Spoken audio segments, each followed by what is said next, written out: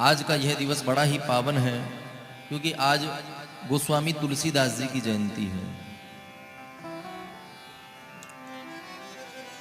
प्राय हमारे सनातन धर्म में समस्या ये आती है कि हमको संस्कृत पढ़ने में बहुत कठिनाई होती है।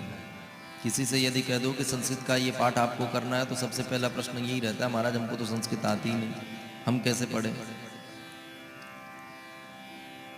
अन्य धर्म के जो हैं वो अपनी ही भाषा में प्रार्थना करते हैं, जो उनकी प्रार्थना है, भले ही वो पढ़ा हुआ हो या अनपढ़ हो, पर अपनी भाषा अवश्य जानते हैं। पर हमारी जो मूल भाषा संस्कृत है उसका हमें आता ही नहीं, केवल अंत में दो विसर्ग लगा दो और अंत में मैं लगा दो, प्राय यही चलन चल पड़ा है।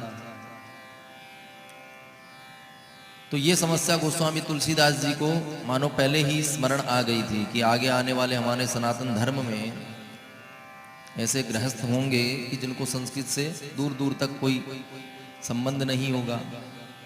और हमारे धर्मशास्त्र जो है वो उनकी भाषा भी थोड़ी क्लिष्ट है, संस्कृत पढ़ने से भी नहीं है, तो संस्कृत की व्याकरण का जब हमें उसका ज्ञान होगा तब हम उन श्लोकों का अर्थ कर पाएंगे। अब सब किसी को तो पढ़ने की फुर्सत ही नहीं है, कोई व्यापार में लगा है, कोई अपने ही कामों में लगा है। तो गोस्वामी तुलसीदास जी ने इस संसार पर बहुत बड़ा उपकार करके गए। रामायण के जो 24,000 श्लोक हैं उनका सरलीकरण करके अवधी भाषा में उन्होंने इतनी सुंदर रचना की कि जन साधारण आज रामचरितमानस से भली भांति परिचित है। यदि रामचरितमानस का ग्रंथ न बना होता तो जिस प्रकार महाभारत के ग्रंथ को पढ़ने में भी हमको संकोच होता है और इतना कठिन लगता है संस्कृत में, वही स्थिति संभवतः रामायण की होती।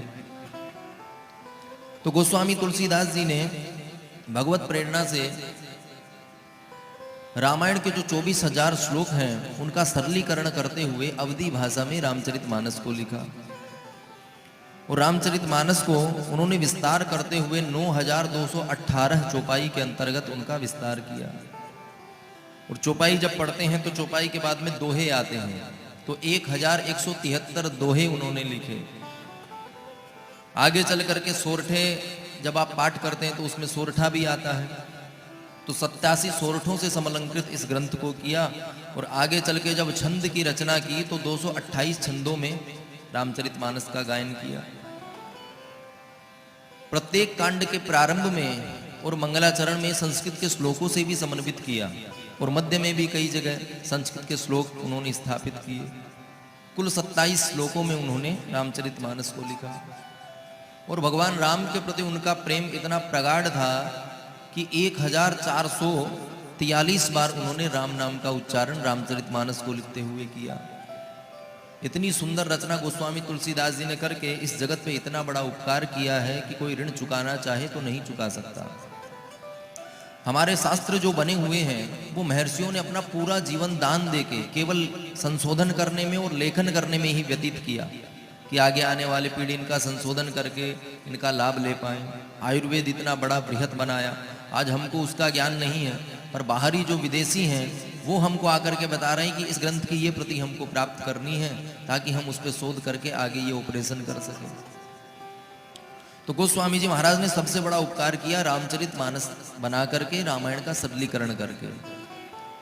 अब उसमें भी विडंबना है कि हमारे पास इतना समय नहीं है कि हम रामचरितमानस बैठ करके रोज 5 दोहे पढ़ पाएं। तो हनुमान चालीसा तो सब किसी को आता है। जब भी मार्ग में कहीं जा रहे हो, बत्ती चली जाए, रात के 12 बज रहे हो, तो अपने आप भूत पिशाच निकट नहीं आवे, महावीर जब नाम सुनावे, भले ही आप पाठ करो या ना करो स्वतः प्रस्फुटित होने लगता है। तो हनुमान चालीसा सब किसी को आता है। तो गोस्वामी जी जब रोग से ग्रसित हो गए तो लोग जो है उनके विषय में अनेक अनेक बातें बनाने लगे कि देखो तंत्र विद्या करता होगा, उल्टे सीधे काम करता है, इसलिए ये परिणाम है।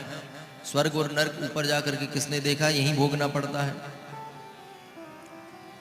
गोस्वामी जी तो जानते थे कि हमारे ही कोई प्रारब्ध है जो हमको इस जन्म में कष्ट भोगना पड़ रहा है, किंतु कोई भगवान का भक्त आगे कष्ट में ना रहे, उनको ऐसी प्रताड़ना संसार की ना झेलनी पड़े, उसके लिए उन्होंने अंत समय में एक बड़ी ही दिव्य रचना की।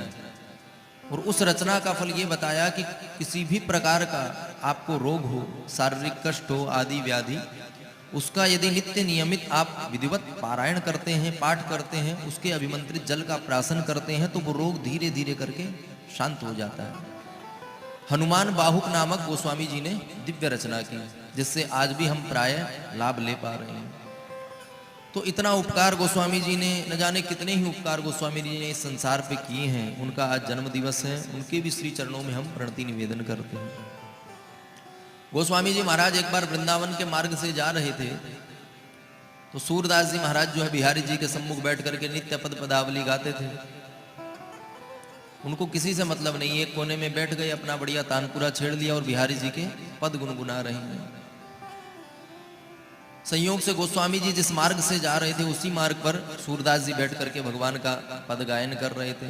गोस्वामी जी ने जब देखा सूरदास जी को, तो मन में भावना जगी कि भगवान के अनन्य प्रिय भक्त हैं, चलो इनसे राम राम तो कर ही लेते हैं, ये तो हमें नहीं पहचानेंगे। भीड़ बहुत काफी थी।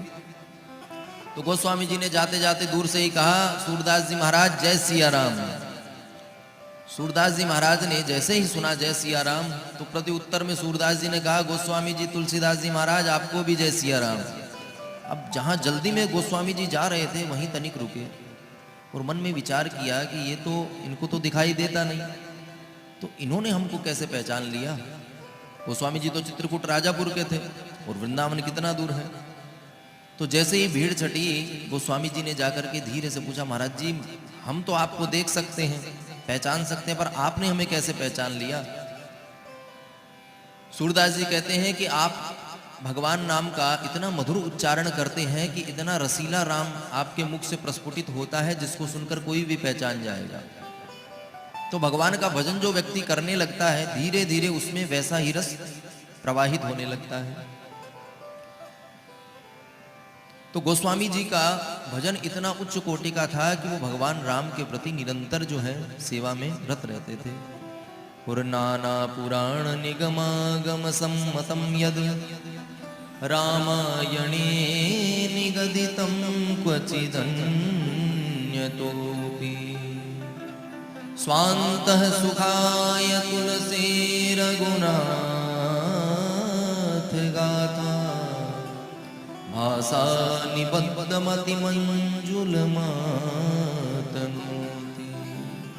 गोस्वामी जी ने केवल रामायण के 24,000 श्लोकों का सारांश ही रामचरितमानस में नहीं लिखा, अपितु समस्त शास्त्रों का, छहों शास्त्र सब ग्रंथन को रस, रामायण की आरती में आता है, समस्त शास्त्रों का ही। और क्वचिदन्य तोपी, अन्य जो कथानक हैं भगवान की जो लीलाएं उन्होंने श्रवण की, शास्त्रों से ग्रहण करके पूरा रामचरितमानस में प्रविष्ट कर दिया। आज प्राय हमारी ऐसी स्थिति हो गई, कोई भी हमें चमत्कार के नाम पर दिखा करके अपने वश में कर लेता है, धर्मांतरण करा देता है। प्राय आप पड़ोसी देशों की स्थिति देख ही रहे हो।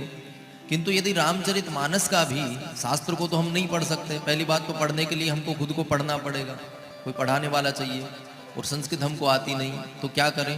जो शास्त्रों का सरलीकरण रामचरितमानस में है, उसका यदि नित्य आप 1 दोहा, 5 दोहा, 10 दोहा भी यदि हिंदी अर्थ के अनुसार, अर्थ के सहित यदि पाठ करते हैं, तो सारे शास्त्रों का ज्ञान आपको हो जाएगा।